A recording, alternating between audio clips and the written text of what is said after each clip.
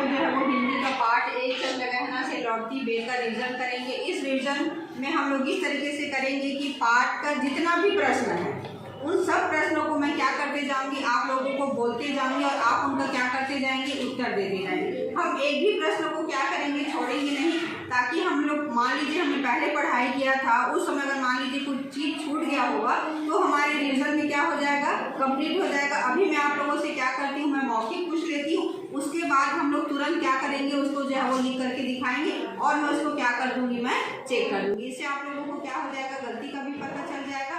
और मान लीजिए आप लोग हिंदी में क्या करते हैं, लिखकर जो है वो हिज्जा मात्रा वगैरह में जो गलती करते हो तो लिख करके दिखाओगे तो क्या हो जाएगा, आपका सुधर जाएगा, ठीक है। और मौखिक बोलने से आप लोगों को जो है बोलने का क्या हो जाएगा, अभ्यास हो जाएगा, ठीक है। क्योंकि हम जैसा बोलते हैं वैसा ही क्या करते हैं, लिखते हैं। तो सबसे पहले हम लोग शुरुआत किससे करते हैं, बोलने से करते हैं।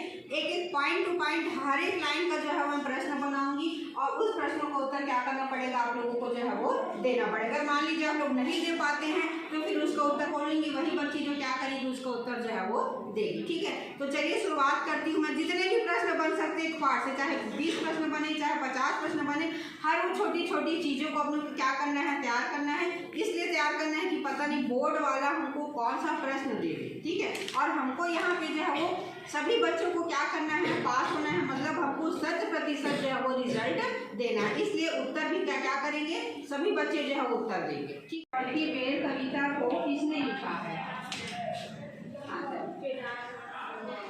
बहुत सुंदर। मेरा दूसरा प्रश्न है, केदारनाथ अग्रवाल का जन्म कहाँ हुआ था। हाँ, जिसको पता है खड़े हो जाइए। उत्तर प्रदेश के बांदा जिले के कमासीन गांव में सन 1911 में हुआ। केदारनाथ अग्रवाल कौन से धारा के कवि माने जाते हैं। उत्तर देंगे तो हम लोग क्या करेंगे, पूर्ण उत्तर देंगे कि केदारनाथ अग्रवाल प्रगतिवादी धारा के कवि माने जाते हैं, ठीक है। मेरा अगला प्रश्न है, युग की गंगा किसकी रचना है। केदारनाथ अग्रवाल की रचना है। केदारनाथ अग्रवाल द्वारा रचित 2 रचनाओं के नाम बताइए। केदारनाथ अग्रवाल के द्वारा 2 रचित रचनाएं युग की गंगा, नींद की बादल। युग की गंगा और नींद के बादल। चंद्रगहना क्या है। चंद्रगहना एक गांव का नाम है। चंद्रगहना एक गांव का नाम है। चलिए ठीक है, बहुत सुंदर है। और केदारनाथ अग्रवाल को कौन से पुरस्कार से सम्मानित किया गया है। केदारनाथ अग्रवाल को सम्मानित किया गया है। ट्रेन कौन सा शब्द है, देशज है, विदेशज है, कौन सा शब्द है। देशज शब्द है। शीश पर मुरैठा बांधे कौन सज धज कर खड़ा है।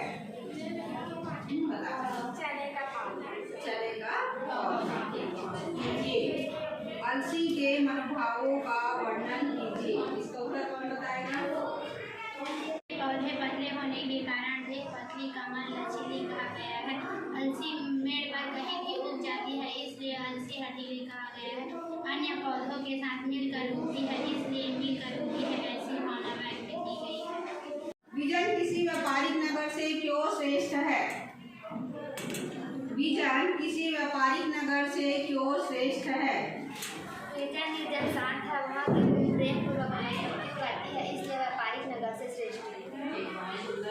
अगला प्रश्न है मेरा, काले माथे वाली चिड़िया किस तरह से मछली पकड़ती है। काले माथे वाली चिड़िया घोड़े के ऊपर फैलाकर उड़ती रहती है, पंखों से मारकर मछली पकड़ लेती है। ठीक, बहुत सुंदर। अगला प्रश्न है, बांधे मुरैठा शीश पर इस पंक्ति के माध्यम से कवि क्या कहना चाहता है। चने के पौधे पर खिले गुलाबी फूल ऐसे प्रतीत होते हैं जैसे सिर पर पगड़ी बंधी है। इस पंक्ति के माध्यम से कवि चने के पौधे का वर्णन किया है। बहुत बढ़िया। अगला प्रश्न है, प्रेम की प्रिय भूमि को अधिक उपजाऊ क्यों बताया गया है। प्रेम की प्रिय भूमि नेचर है, शांत है, वहाँ जल की अधिकता निरंतर प्राप्त होती रहती है, इसलिए प्रेम की प्रिय भूमि को अधिक उपजाऊ बताया गया। ठीक, बहुत। बगुला समाज के किस वर्ग का प्रतीक है। पद्यांश का संदर्भ प्रसंग सहित व्याख्या कीजिए। या तो प्रश्न इस तरीके से आएगा या तो प्रश्न दूसरे तरीके से आएगा कि भावार्थ लिखो करके। जब संदर्भ वाक्य लिखोगे क्या आएगा, तो संदर्भ में हम लोग क्या क्या लिखते हैं, कवि का नाम और पाठ का नाम। प्रसंग में क्या लिखते हैं,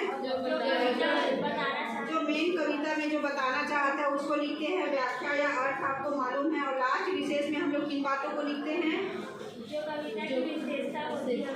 कविता की विशेषता होती है उसको, या व्याकरण खंड से जो बातें अच्छी होती हैं, जो बातें उसमें रहती हैं उनको हम लोग क्या करते हैं, विशेष में लिखते हैं। अगर मान लीजिए संदर्भ प्रसंग सहित व्याख्या कीजिए बोलते हैं तो सारी चीज़ों को हम लोग लिखते हैं। लेकिन अगर मान लीजिए प्रश्न इस तरीके से आता है कि प्रस्तुत पद्यांश का भावार्थ लिखो करके, तो भावार्थ में हम क्या लिखते हैं, कवि का नाम, पाठ का नाम, कवि का नाम और कविता का नाम, व्याख्या और विशेष, इसी चीज़ों को क्या करते हैं हम लोग लिखते हैं।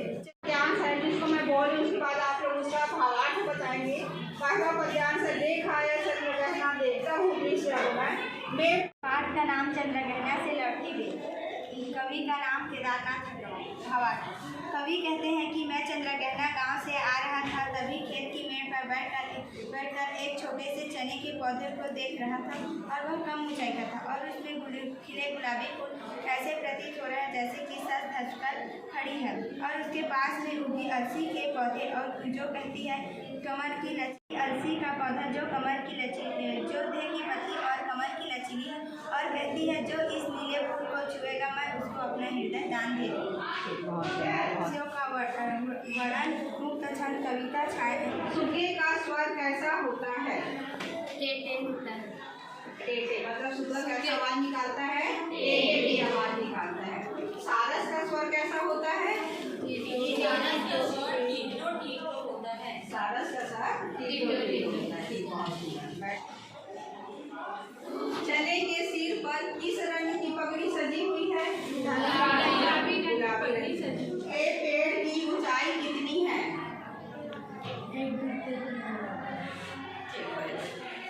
फूल में कौन सा अलंकार है, अनुप्रास अलंकार है। क्यों अनुप्रास अलंकार है, की आवृत्ति हुई है इसलिए उसमें कौन सा अलंकार है, अनुप्रास। कर लिया, ठीक है। अब आप लोगों को किसी को ऐसा लगता है क्या कि इस पाठ का कोई ऐसा प्रश्न है जो आप लोगों को समझ में नहीं आया है, सारी चीजें समझ में आ गई? एग्जाम्स में अगर किसी भी प्रकार का प्रश्न आएगा तो आप लोग बना लोगे? तो आप लोगों से 1 नंबर का प्रश्न पूछा गया है, हो सकता है उसको वस्तुनिष्ठ के रूप में दे दे, हो सकता है खाली स्थान के रूप में दे दे, या हो सकता है उसको मैच के रूप में दे दे। तो आप लोगों को क्या करने चाहिए, बनाने के लिए आना चाहिए। जैसे मान लीजिए हठीली है, ठीक है, हमको मालूम है कौन सा पौधा हठीली है, पौधा हठीली। इसका प्रश्न को क्या कर सकते हैं, मैच में भी दे सकता है, एक साइड अलसी दे देगा, दूसरी साइड क्या दे देगा, हठीली दे देगा। जब हमको मालूम रहेगा कि अलसी का पौधा हठीली, तो हम क्या कर देंगे, उसमें जो है वो मैच कर देंगे, ठीक है। तो हमारा उत्तर क्या हो जाएगा, सही हो जाएगा। अगर मान लीजिए दूसरा प्रश्न दे देगा कि अलसी खाली स्थान है, तो अलसी खाली स्थान है, तो हम लोग अलसी में खाली स्थान में क्या लिखेंगे, हठीली है। इस तरीके से हमको प्रश्न को क्या करना आना चाहिए, सॉल्व करने के आना चाहिए। अगर इसी तरीके से हम तैयार करेंगे तो हम बोर्ड परीक्षा में जो है वो बेझिझक होकर के कोई भी प्रश्न को उत्तर को क्या कर सकते हैं, दे सकते हैं। तो मैं ये मान के चलूँगा अगर इस तरीके से पहले पार्ट का अगर कोई भी प्रश्न किसी भी तरीके से पूछा जाएगा तो आप लोग सॉल्व कर लोगे।